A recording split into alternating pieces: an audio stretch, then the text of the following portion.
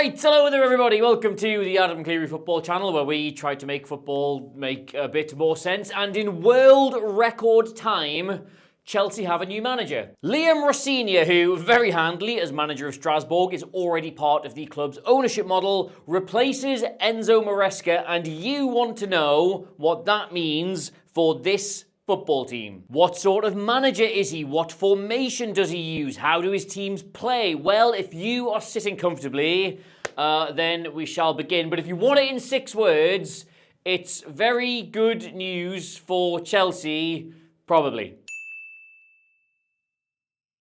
Alright, so first off, take a look at this still here from when Rosenior's Strasbourg played PSG last season. That is arguably the team in European football who are begging you most to commit 5 or 6 players high up the pitch so that they can then play through you and attack the open space in behind. This is precisely how you should not try and play against them, especially if you are away from home, and yet Strasbourg get it absolutely perfect. They take the ball off them in a dangerous area. They score directly from this kind of pressure. In fact, you could say that they put the high press in highly impressive. Sorry. But secondly, wrap your gaps around the absolute state of this situation here. That is goalkeeper Mike Penders, who is coincidentally on loan from Chelsea as it happens, effectively just playing last man back and getting involved in Strasbourg's build-up a million miles outside of his own goal. And the reason we're showing you these 2 things side by side is because combined, they neatly encapsulate everything you need to know about how Liam Rosenior likes his teams to play. Sometimes you can dominate the ball, and sometimes you can dominate the space, but regardless, you should always be looking to be proactive in what you're doing. He does not want to be a coach that instructs his teams to be passive or patient or wait for the game to just happen around or in front of them. You either play or you press, and you do both of those as a team. Thirdly, as ever, hugs and kisses to FOTMob, our official data providers / in real life best friends. We'll be using their stuff throughout the video like we normally try and do, but you should go and get their app because it is like data and stats and lineups and graphs and information and fixtures and results and all the things you would like to know about football on your phone. The link is in the description, and if you hook me up to a polygraph test, I'll still tell you we love them. Anyway though, we're going to start with the basics here. What formation does Liam Rosenior like to play? Because you may, given everything that's just happened at Man United, heard talk of a back 3 and understandably gotten a little worried. And yeah, not to put the heebie-jeebies up you or anything, but they have predominantly been using the same 3-4-2-1 as Ruben Amorim has been this season. Like, yep, that's a back 3. Ben Chilwell, you remember him. Valentin Barco of Brighton fame. Mike Penders, who we've mentioned, he's on loan from Chelsea. And Julio Enciso, who, not to get into the vagaries of the ownership model, is basically like a gift from Chelsea. However,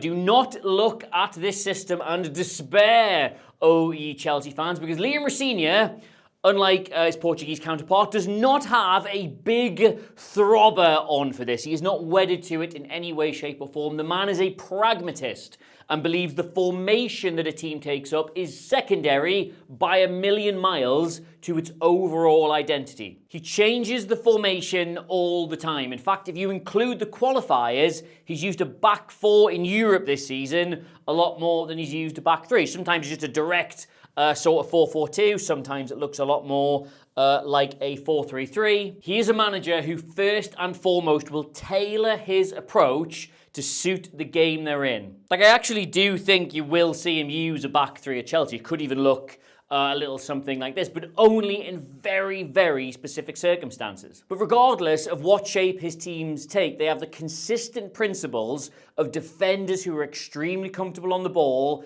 and passing through central lanes. They get a lot of help from the goalkeeper to add more passing angles. You see Strasbourg do this sort of thing regardless of the formation. And what's unusual about the way Rosenior sets them up is that for a team that's so comfortable with the ball at the back, They're not like obsessed with possession. They're like 7th in Ligue 1 this season for that stat. 7th for completed short passes, 7th for total touches, but top by a mile for touches in their own defensive third. Like, genuinely, over 40% of all the touches of the ball Strasbourg have had this season have been in their own defensive third. And that might strike you as really ponderous and incredibly boring, but you've got to remember they're not a heavy possession side, so they're not just keeping it for the sake of keeping it. They're really happy to just knock it around at the back, but only with the expressed intention of then playing up the field and through the thirds incredibly quickly. So that patience they demonstrate having it at the back for that long, and the insane positions that the goalkeeper takes up, which we'll touch on in a little bit, are designed to bait the opposition on. They're supposed to make them a really inviting target to press so that they have that space in the opposition half to play into. Or just to word that another way, they will keep the ball as long as they feel they have to in order to explode and open up at the other end. It's a stat that makes them sound very tedious, but in reality, they're actually quite exciting. They are 2nd in Ligue 1 for the number of take-ons attempted and completed, and balls like this, through balls that use that space to split the defence, they are top. And if you did not see Strasbourg play Crystal Palace this season, then you missed the perfect example of both the good and the bad of Liam Rosenier's system, live and in living colour. Like, we start at this moment here, okay, it was a 3-4-3 game for them, Barco in the middle, 2 wing-backs here, narrow 3 up front. It all starts exactly how you would expect it to, but once the rotations and the movement kick in, you can see how well coached they are. Nanasi, I think this is here, the left-sided 10, comes off his defender to find the space that all these lads being so deep has created between the lines. Barco makes the brave pass in this situation. It's forward, it's central, it splits the press, and after having a load of touches in this area, they are now only 2 passes away from getting a shot on goal. So you sort of see what I'm getting at with all of this. Like, numbers like this make it look like they're ponderous, they're tedious, they're really slow, but it's done so that they can be explosive and aggressive and really direct once the space opens up. Like, there's a point to it. And it works for them on the goal they score. Again, loads of players in their own half. You'd never think this was a team a few seconds away from a goal, and 2 very quick forward passes later, a massive physical run from the wing back, and they manufacture a chance that is virtually unmissable. So yeah, great patience on the ball to manufacture the space to allow you to attack quickly. That's what Rosenior wants Strasbourg to do. But I did say that you saw the good and the bad of it in this game, because while they did beat a Premier League team, well done them, they should, in all likelihood, have got battered here. The reason this style of play works so well for them is because teams simply cannot resist moments like this and the temptation to press them, because while they're being patient with it, yes, they're also taking enormous risks on the ball. Twice in this game, Palace basically miss an open goal that comes from Strasbourg just getting it slightly wrong at the back. Like I showed you before, where the goalkeeper Mike Penders ends up taking his starting position to help them retain possession, but when you give it away in that situation, you wind up here.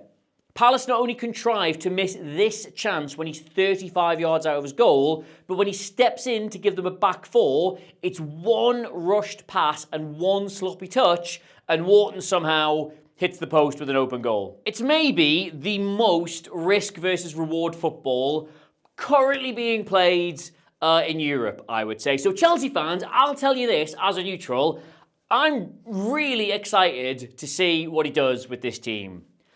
I don't necessarily know how you should feel.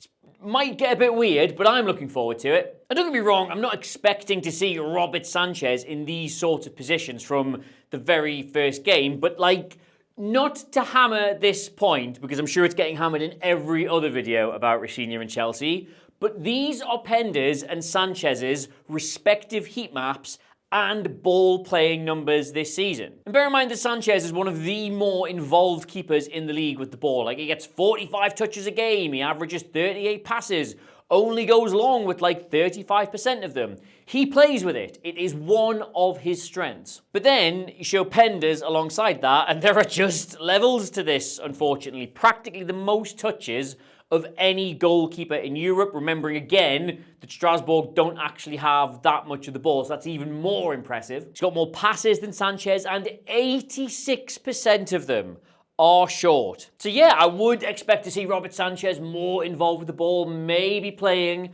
a little bit higher up. But remember the main point about this video, right?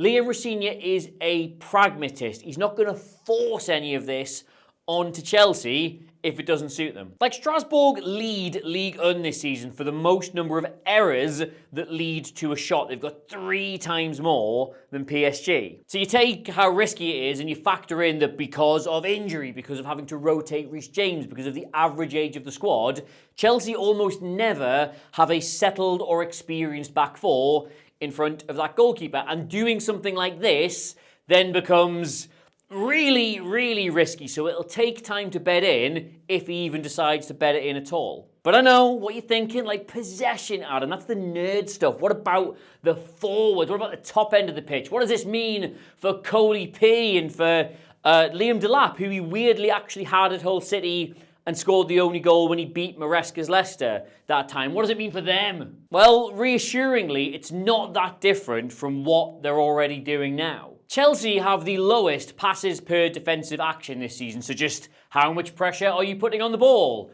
Lots, it turns out, and they are joint top for the number of chances created from winning the ball high up, and joint second for the number of goals from that. And the reason we opened with this moment right at the start of the video is because it shows you that Rosenior has the courage to get right in PSG's face, and that is what you're going to see from Chelsea, because unlike the batshit insane goalkeeper 50-yard line starting position, this is something they're already doing and already good at. Esteban, Neto, Gittins, Palmer, João Pedro, all really perfect for this direct one-touch transitional style, and Delap actually profiles really similarly to Emega.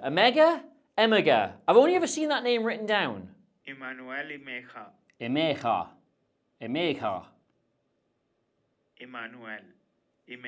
Emega. Paul Merson's in a lot of trouble here. Anyway, yes, big physical presence, deep starting position to let players run off him. This is an appointment you would suspect is really, really good for his Chelsea career. Even though apparently Rosenior played him on the right wing at Hull for a bit, so who knows? But yes, anyway, I cannot stress enough how adaptable a manager Rosenior looks like he is at this stage of his career. Like, again, at Strasbourg, they would occasionally do some really cool things with a box in front of a back three, where they would sort of stretch themselves across the width of the pitch to evade markers, but do it like in a rotational way, so nobody knew who to pick up. But likewise, when they did play with a back four, you would occasionally see that De Zerbi at Brighton thing of very patient build-up with all 6 of these players before the forwards would drop to help out, and if they did end up taking the centre-backs with them, the wide players would attack the space that then left. He's done loads of different things in a relatively short amount of time, and it all appears to get coached in really well. Like, imagine this with João Pedro and Cole Palmer as 2 centre-forwards who keep dropping in, and then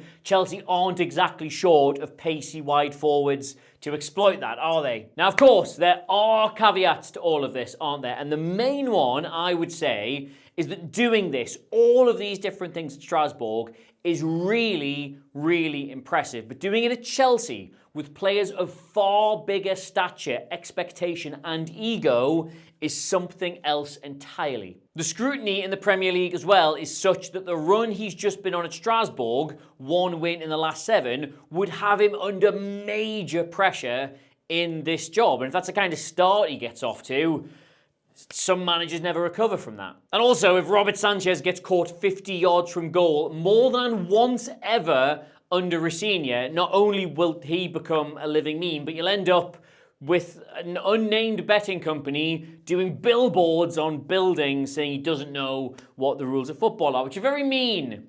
And again, some managers just never come back from that. As we keep seeing, it is very different here in the Premier League, and by different, I mean insane. And just really quickly, right, 2 off-the-pitch positives about Rosenior. First off, this whole thing about English football and the English media being really scary, he knows what it's like. He spent most of his career here. He'll probably be fine in that regard. And secondly, this whole question of having to manage up at Chelsea, which if you've never heard that term before, it's when your boss and their boss and their boss are either idiots, dickheads, or both, right? He's already part of the company. He knows exactly what he's letting himself in for here. I would imagine if that was a problem, he would not be taking this job. So, short term, I think he's a very steady pair of hands. Will make sure the team is, if nothing else, playing to its own strengths, and that should maybe see a little bit more consistency come into the game. I can't see them struggling as a result of this appointment.